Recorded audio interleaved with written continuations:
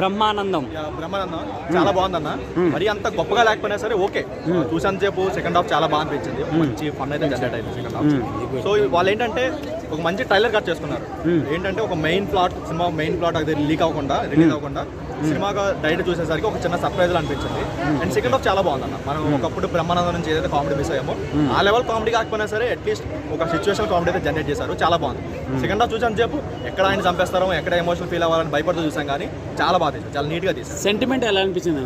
అంత లేదు కానీ సెంటిమెంట్ ట్రైలర్లో అట్లీస్ట్ ఒక సెంటిమెంట్ ఉంది, కానీ సినిమాలో సెంటిమెంట్ లేదు. కానీ కామెడీ బాగుంది. అంత ఫుల్ కామెడీ కాదు, కానీ ఒక ఫ్యామిలీతో వెళ్ళి ఒక 2 గంటలు చూసుకుని నవ్వుకునే కామెడీ అయితే ఉంది. మీమ్ టెంప్లెట్స్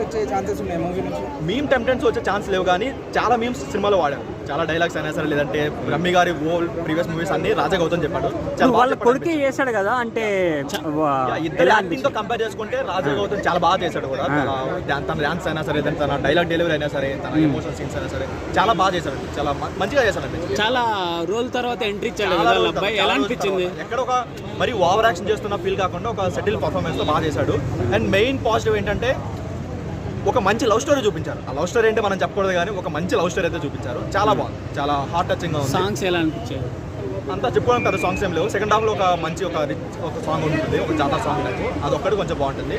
మిగతా కూడా ఎమోషన్స్ కొంచెం పెట్టాల్సింది, కానీ ఎందుకో డైరెక్టర్ కొంచెం గజిబిజిగా అయిపోయి ఏదో ఎడిట్ తీసుకున్నట్టు అనిపించింది తప్ప. బట్ ఓవరాల్ గా ఒక ఫైన్.